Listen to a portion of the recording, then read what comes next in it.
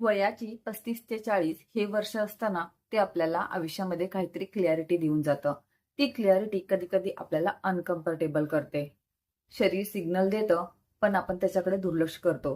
काहीतरी झालं तर लवकर कव्हर होत नाही. झोप कमी लागते, वजन वाढतं, ताकदही पहिल्यासारखी नसते.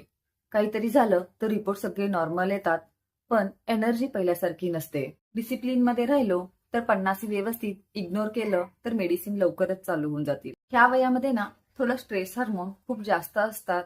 सिटिंग जॉब असेल तर जरा जास्तच लक्ष द्यावं लागतं. इन्कम तर व्यवस्थित असतं, पण EMI, इन्व्हेस्टमेंट आणि बदलती लाईफस्टाईल ह्या सगळ्यामध्ये आपण अडकून बसलेलो असतो.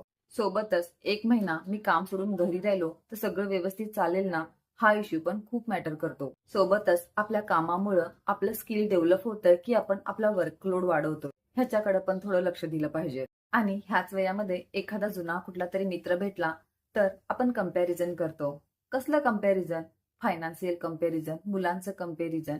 ह्या सगळ्यामुळं आपण आपला स्ट्रेस विनाकारण वाढवतो आणि हे विसरून जातो की प्रत्येकाचे रस्ते वेगवेगळे आहेत. ह्या वयामध्ये ना आपण म्हातारे पण नसतो आणि तरुण पण नसतो.